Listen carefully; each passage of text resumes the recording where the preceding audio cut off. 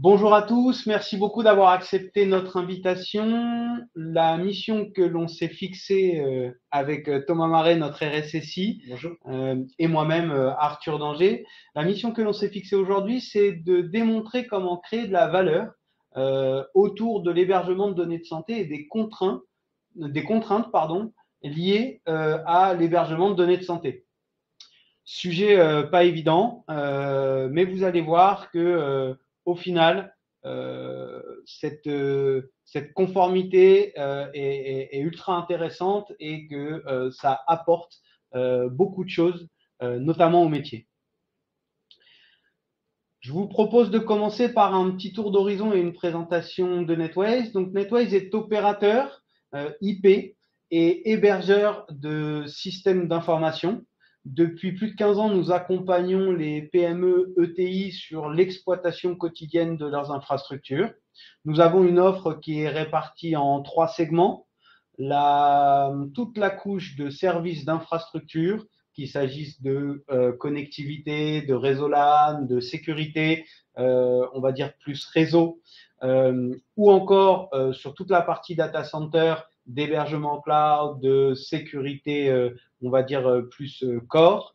Vous avez ensuite toute la couche d'exploitation avec les services de maintien en conditions opérationnelles et les services de maintien en conditions de sécurité. On va ensuite sur une troisième couche qui est la couche sur les services d'accompagnement. Donc tous les services d'accompagnement opérationnel au travers des responsables opérationnels de compte, d'accompagnement sur les stratégies et la posture de sécurité au travers des référents de sécurité, et puis toute l'amélioration continue des aspects techniques et technologiques au sein de vos organisations au travers du référent technique, pardon.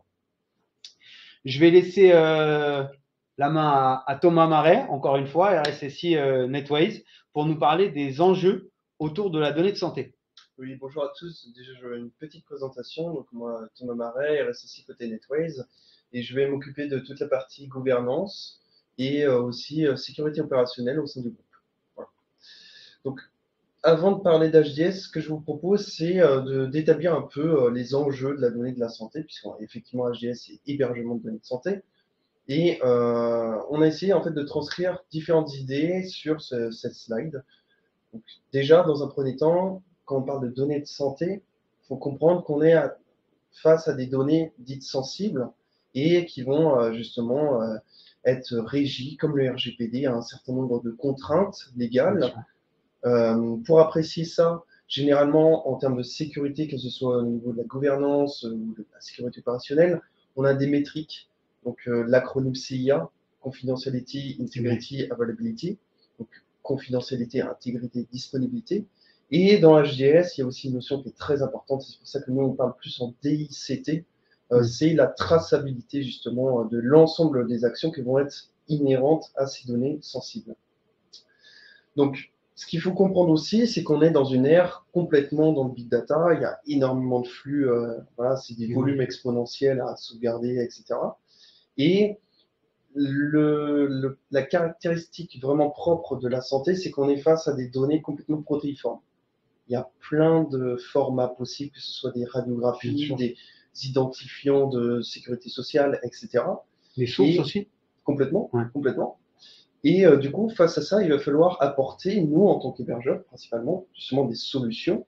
Par exemple, sur la résilience des sauvegardes, comment on va garantir justement l'intégrité et qu'il n'y ait pas un ransomware, je dis n'importe quoi, par exemple, qui puisse atteindre justement ces données dites sensibles, donc les DSCP dont on va parler tout à l'heure. Et surtout, comment essayer de maîtriser au mieux pour vous, les clients, d'optimiser votre budget, justement, face à ce contexte d'explosion, en fait, en termes de volume des données de santé. Bien sûr. François, je crois qu'on a une question. Oui, tout à fait. Bonjour, on a une question. C'est si je souhaite externaliser un jeu de sauvegarde de mon hôpital, ai-je besoin d'HDS? Voilà, merci. Alors, pour gérer tout ce qui est sauvegarde dans des données médicales, En fait, ce qu'il faut comprendre, c'est que AGS a été pensé pour garantir la sécurité du flux continu, bien sûr, des données de santé. Et effectivement, le prestataire qui va réaliser justement cette sauvegarde-là va être soumis aux mêmes réglementations, à savoir justement garantir au niveau légal la conformité avec AGS. Donc ça a demandé à avoir tout un pan opérationnel en fait pour, voilà, pour gérer les backups. Qui a le droit d'accéder à ces données-là? Donc gérer des habilitations, des périodes d'habilitation, maîtriser aussi tout ce qui va être de l'ordre de la traçabilité justement de ces sauvegardes, établir des processus clairs pour envoyer justement les journaux, donc tout ce qui est inhérent à la journalisation des sauvegardes aux clients, s'il y a litige qui est constaté. Et en fait, il va y avoir tout un pan de réglementation. Donc oui, pour répondre à la question, effectivement, l'idée d'AGS, c'est de garantir toute la sécurité en fait, du flux continu du traitement des données de santé. Donc, voilà.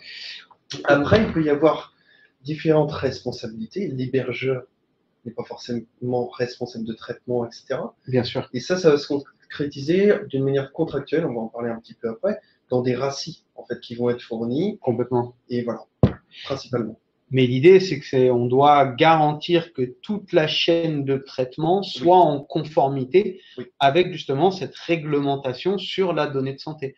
C'est vraiment une chaîne et même la sauvegarde, bien qu'elle soit tout au bout et peut-être le dernier maillon de la chaîne, mais même la sauvegarde doit permettre de répondre à ces contraintes liées à l'hébergement de données de santé.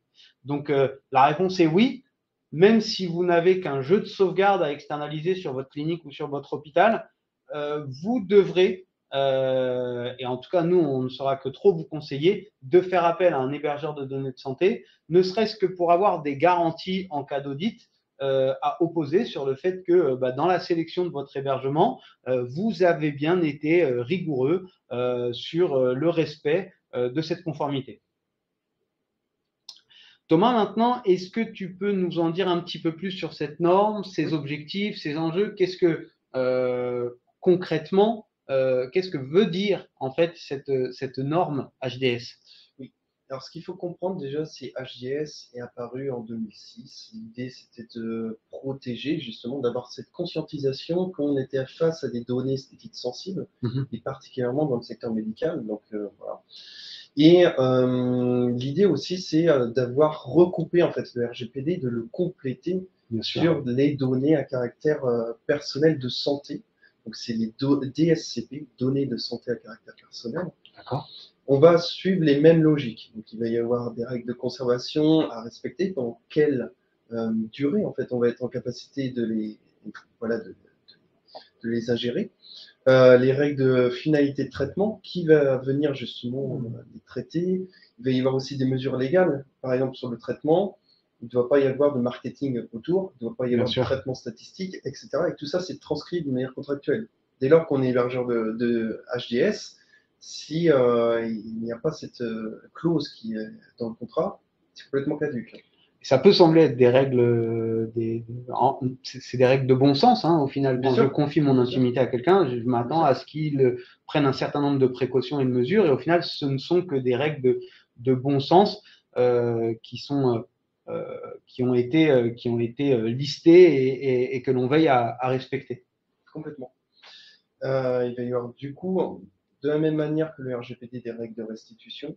Comment, par exemple, lors de la résiliation d'un client, comment on va restituer des données, des choses comme ça. Donc, organiser des processus de chiffrement de la data et de la restitution, organiser tout ça. Ce qu'il faut comprendre autour de HDS, c'est que c'est un véritable consensus avec le client. C'est-à-dire que ce n'est pas uniquement un rapport pécunier avec lui, dans le sens où il va y avoir une structuration de processus à organiser d'une manière bilatérale. Dans le sens où, par exemple, si en tant qu'hébergeur, on n'aura jamais le droit d'accéder directement à la donnée. Bien sûr. Pour ce faire, on doit justement demander au client qui va justement nous permettre de stocker ces données de santé, d'avoir un référent médical justement habilité à pouvoir accéder à la donnée. D'accord. Et du coup, on devra, nous, côté hébergeur, faire des revues justement sur les personnes, donc les coordonnées, etc., qui sont habilitées à faire ces traitements s'il y a besoin. Et ce qu'il faut comprendre avec HDS, c'est vraiment un partenariat. Ce que je n'ai pas expliqué aussi, c'est que HDS, donc, en fait, ça a été fait pour rentrer en complément d'ISO 27001. D'accord. L'objectif de l'ISO 27001, très rapidement, et on va revenir un petit peu dessus après, mais c'est d'opérer un système de management de la sécurité au sens global. Je vais détailler un peu plus tout à l'heure.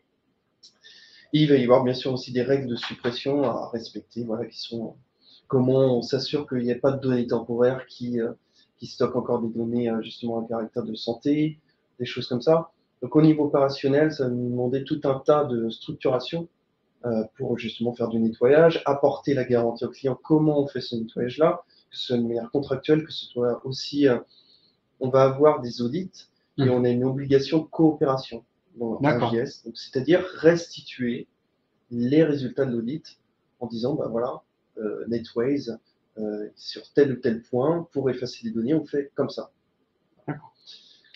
Pour résumer, si je comprends bien, c'est vraiment un partenariat entre le client Netways, clinique, hôpital, qui va générer et qui va utiliser de la donnée de santé, et Netways pour ensemble garantir le cycle de vie de la donnée depuis l'acquisition jusqu'à la restitution et garantir aussi que la maîtrise soit totale sur tout ce cycle de vie, autant sur l'accessibilité que la propriété, puisqu'in fine, le seul propriétaire de cette donnée, c'est bel et bien le patient au bout, ou en tout cas les médecins habilités de par leur serment on va dire, à interpréter de la donnée de santé, mais en aucun cas, nous, Netways, ou même les trois quarts du temps, le client, ou en tout cas la DSI de l'hôpital, ne doit pouvoir manipuler cette donnée et la traiter, même si elle doit en être le garant. Et c'est là-dessus, en fait, qu'HDS a ratifié tout un ensemble de dispositions à prendre. Complètement. Et du coup, je n'ai pas parlé des deux objectifs fondamentaux, donc c'est renforcer et consolider la protection des DSCP, des données de santé à caractère personnel. Du coup, construire tout un écosystème de confiance autour de l'e-santé. Et il y a un ensemble d'exigences, donc j'en ai parlé un petit peu. Pour être certifié HDS, on se doit d'être ISO 27001 déjà, c'est le prérequis. Sans cette certification-là, on ne peut pas être certifié HDS, donc c'est simple. Pour donner un ordre d'idée, ISO 27001 représente à peu près 80% des mesures en réalité de HDS. Après, on va avoir plus des obligations à transcrire d'une manière contractuelle et aussi compléter, bien sûr, et parfaire nos processus d'ISO 27001, typiquement en termes de bastion, en termes de quantification, je détaillerai un petit peu après.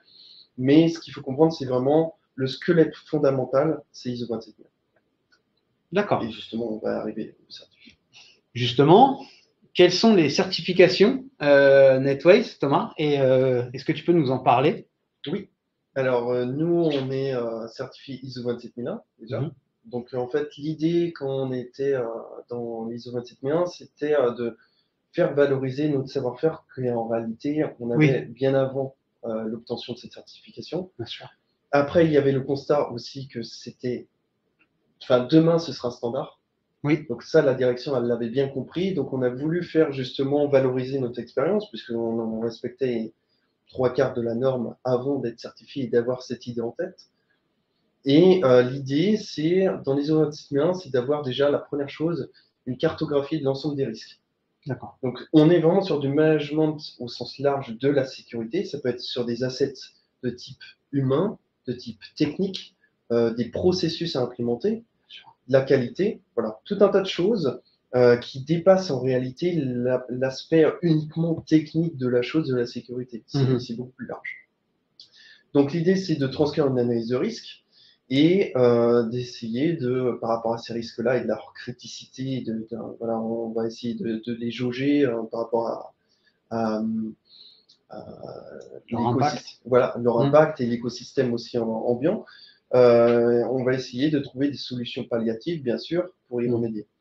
Et HDS, là, on s'est dit, en fait, d'accord, on sait valoriser notre expérience à minima cyber généraliste, mais demain, on aimerait bien aussi permettre des prestations, et en tout cas ne pas se brider au secteur de la santé. Et du coup, là, on s'est confronté à la réalité que, voilà, depuis 2006, c'était un agrément qui était demandé. 2018, on est dans un processus de certification. Donc, du coup, on est allé faire la certification AGS. Et l'idée, c'est de parfaire l'ensemble des processus qui ont déjà été établis en ISO 27001, mais il va y en avoir d'autres en fait qui vont se rajouter.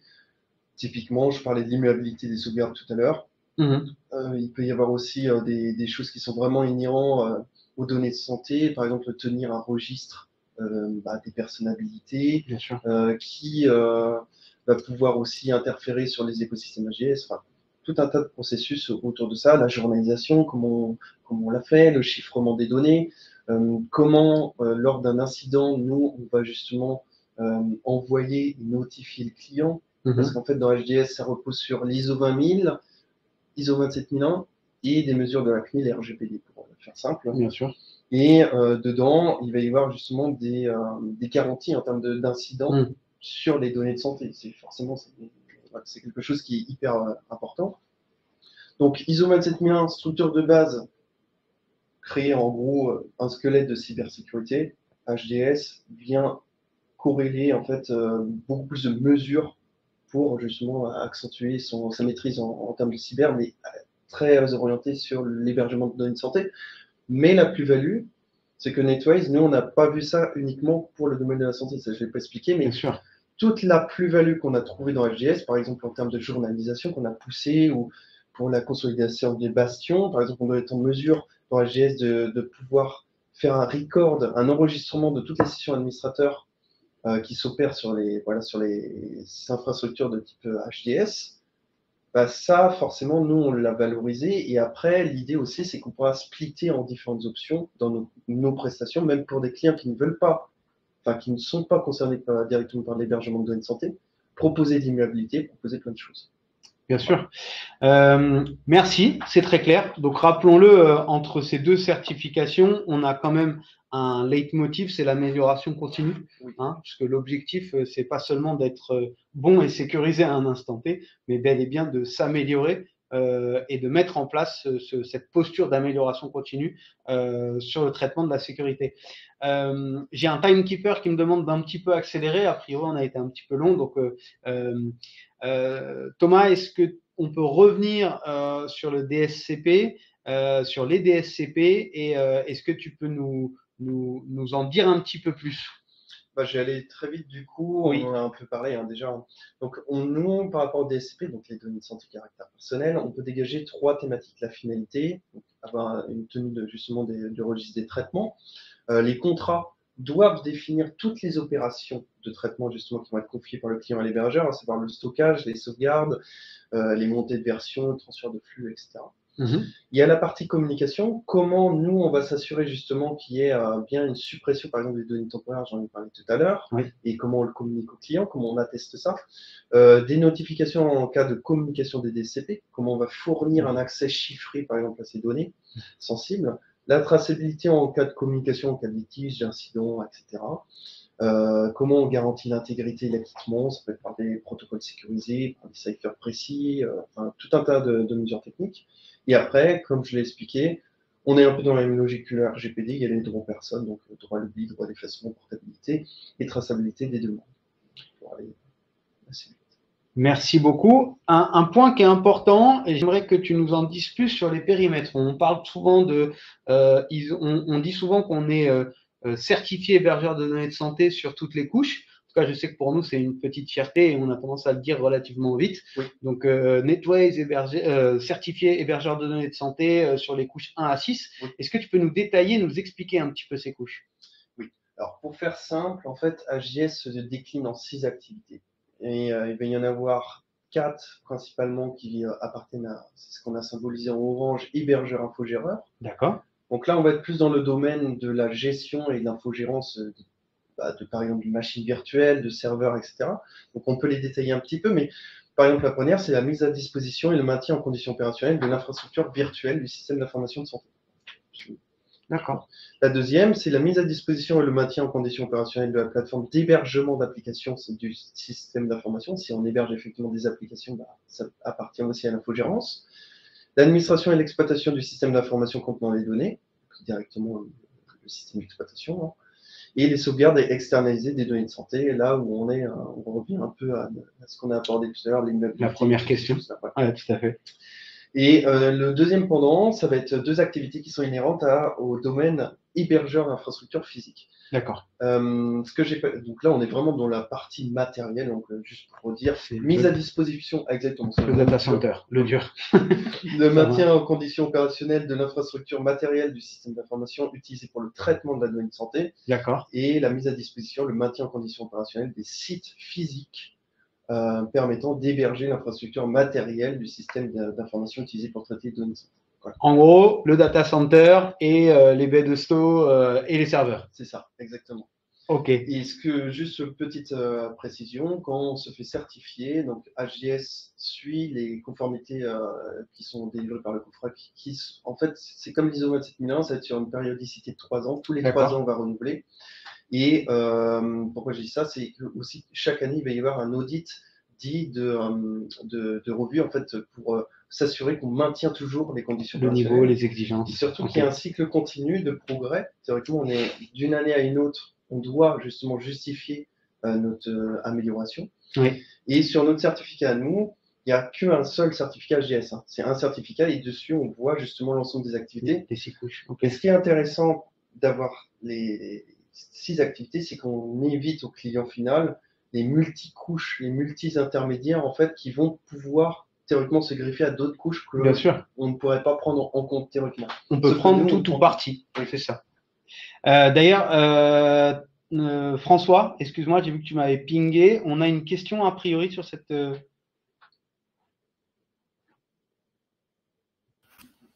Oui, tout à fait. J'espère que vous m'entendez. Oui. On a une question. Si j'infogère ou que je fais de la prestation sur le SI d'un hôpital, suis-je concerné par HDS? Bah oui, hein, de ce que je comprends, Thomas, directement, on se retrouve sur la partie gauche de l'écran, infogéreur, parce qu'en fait, on infogère bel et bien, même si on n'héberge pas à strictement parler. Complètement. En fait, ça revient un peu à la même question au début, dans le sens où HDS est vraiment pour permettre la sécurisation en cycle continu de la donnée de santé. Donc effectivement, on n'échappera pas à cette règle-là. Si on infogère, on rentre justement dans des prestations qui sont dûment encadrées au niveau déontologique, au niveau légal, au niveau contractuel, tout ce qu'on a dit auparavant. D'accord. Donc on cherche à s'assurer que toutes les personnes qui interviennent sur le système d'information, qui hébergent de la donnée de santé, en aient les accréditations et le savoir-faire en fait. Hein. Merci beaucoup, j'espère qu'on a répondu à cette question. On va passer un peu vite, mais l'objectif de ce webinaire, c'était de vous présenter comment dégager, comment créer de la valeur autour de ces hébergements de données de santé. Pour revenir sur les couches, la première valeur que nous, on voit, c'est la flexibilité sur les aspects financiers. En fait, comme Thomas vous disait, on va avoir deux types de couches, les couches d'infrastructure et les couches d'infogérance / de maintien en conditions opérationnelles et de sécurité. Et ce qui est intéressant et la première valeur d'HDS, c'est qu'on va, sur ces couches-là, vous permettre d'arbitrer en fonction de vos capacités d'investissement ou de votre nécessité de fonctionner avec des budgets de fonctionnement. On va appeler ça le CAPEX et l'OPEX. Vous pouvez très bien, par exemple, auprès d'un hébergeur de données de santé, acheter du matériel, mais faire vous-même l'infogérance parce que vous avez décidé de garder, puisque vous êtes, le client NetWise, et comme vous a expliqué Thomas, c'est un consensus. Vous avez décidé de garder l'infogérance et on peut renverser la vapeur totalement. Vous pouvez garder vos infrastructures chez vous et nous, vous apporter le savoir-faire sur toute la couche d'exploitation et les services d'exploitation. Donc, c'est vraiment un partenariat qui apporte une flexibilité pour vous aider, vous, à arbitrer avec vos contraintes, avec aussi tout simplement votre politique en matière de sécurité du système d'information. La deuxième valeur que l'on voit, c'est la simplicité. Notre objectif chez NetWise a toujours été de savoir parler métier. Et en maîtrisant les aspects conformité, en ayant des infrastructures qui, by design, sont sécurisées et en plus un ensemble de moyens techniques et humains à notre disposition, notre objectif, c'est de comprendre vos besoins de métier, de comprendre comment vous travaillez pour qu'en fait, tout simplement, cette mise en conformité soit très simple pour vous et qu'il vous suffise de vous laisser guider par Netways qui, grâce à tous ces process de certification et grâce à ce savoir-faire cultivé en interne, doit vous permettre de simplifier considérablement cette équation. Alors, ce n'est pas forcément simple à mettre en œuvre. Hein. C'est souvent notre objectif, c'est de vous rendre tout ça accessible, de vulgariser un petit peu tous ces concepts pour que vous puissiez tous les comprendre et en avoir la maîtrise de votre côté. Mais grâce à toute cette phase cette phase projet pendant laquelle on va mettre en place toutes les solutions, mettre en place toute la documentation, l'autre valeur ajoutée, ça doit être le confort. Une fois la phase projet mis en place, une fois que l'on a fixé les périmètres et délimité les contours de notre partenariat et mis en service l'ensemble de vos infrastructures, nous maintenons en conditions opérationnelles, nous maintenons en conditions de sécurité et l'objectif est de vous mettre dans ce cockpit de pilotage, hein, de vous mettre au volant, de vous remonter les indicateurs qui conviennent, qui vous permettent, au gré du cycle de vie de votre système d'information, cette fois-ci, de prendre les bons arbitrages. Alors, désolé, je vais un peu vite. François, n'hésite pas, je ne sais pas si on a des questions, mais si on a des questions, n'hésite pas à me les poser et peut-être même directement à me couper la parole. Comme ça, on peut préserver le timing. Il me reste 1 minute. Le dernier atout et la dernière valeur, enfin, la valeur ajoutée, c'est aussi cette modularité autour de la sécurité. Comme l'a dit Thomas, nous, on a voulu être hébergeur de données de santé, pas seulement pour travailler avec des acteurs de la santé, mais aussi pour aller se donner les moyens d'accompagner d'une façon sur mesure à chaque fois, d'accompagner nos clients dans la sécurisation de leurs données. Toutes les données ne sont pas de la donnée de santé, mais pour le coup, toutes les données peuvent être importantes et ont des niveaux de criticité qui leur appartiennent. Notre objectif, c'est de construire et de mettre à votre disposition un catalogue de services qui va de la conformité des sauvegardes à un centre de services 24/7 sur le MCO, le MCS. On a parlé beaucoup de traçabilité avec Thomas, puisque c'est quelque chose qui est très, très important. Hein. Au même titre que quand vous achetez de la viande ou des éléments un petit peu critiques en grande surface, vous attendez de tous les acteurs de la chaîne de garantir cette traçabilité. Nous, on doit aussi, dès lors que la donnée est répudiée comme étant critique pour vous ou pour un client quel qu'il soit, assurer cette traçabilité. Donc, ça fait partie aussi de nos savoir-faire. Vous avez toute la phase conformité des processus et des documents. C'est souvent très, très lourd d'arriver à faire la part des choses, de documenter et de suivre, de faire des revues de process. Ça fait partie de nos savoir-faire. Pareil sur la conformité réglementaire, documentaire, pardon. On a tous entendu parler du plan d'assurance sécurité, du plan de reprise d'activité. En rédiger un et le maintenir à jour, c'est une toute autre affaire. Et là encore, c'est des solutions que l'on peut vous apporter. Et vous avez ensuite toutes les solutions, on va dire, technico-techniques, anti-DDoS, antivirus, etc., qui vont vous permettre de sécuriser le système d'information. Donc, vous l'aurez compris, notre volonté, en ayant cette couche HDS, c'est bel et bien d'apporter de la valeur, de vous apporter de la souplesse, de vous apporter de la simplification de cette équation sur la sécurité des données de santé et même de la donnée en général, de vous apporter beaucoup de confort au quotidien pour que vous puissiez vous concentrer sur sereinement, c'est important, sur votre métier et votre cœur de métier, piloter vos opérations. Et à la fin, c'est de vous apporter une offre complète, évolutive, à la carte, qui vous permette au gré du cycle de vie de votre système d'information et des contraintes qui vont s'exercer sur vous, d'aller positionner les bonnes solutions. toutes mes excuses si on a été un petit peu rapide sur la fin. Merci beaucoup Thomas pour ce webinaire. François, est-ce que l'on a des questions? Et est-ce que vous avez des questions surtout? C'est important. Je suis désolé parce que je ne les vois pas en fait les questions, sinon à chaque fois je vois François qui me ping en me disant on a des questions, on a des questions. Moi je ne les vois pas. C'est pour ça que je fais appel à François à chaque fois. Bon, en tout cas, merci beaucoup. Thomas et moi-même restons à votre entière disposition. N'hésitez pas à nous contacter sur la boîte contact@netways.com ou à appeler directement au numéro qui s'affiche. Vous serez directement réorienté vers nous si vous avez des questions. Le webinaire sera disponible en replay et nous vous enverrons le lien évidemment pour que vous puissiez le reconsulter dès la fin de ce webinaire. Merci à tous. Merci beaucoup. Sujet pas simple que de dégager de la valeur autour des contraintes réglementaires, mais j'espère qu'on a pu répondre un petit peu à ces questions. Merci. Au revoir.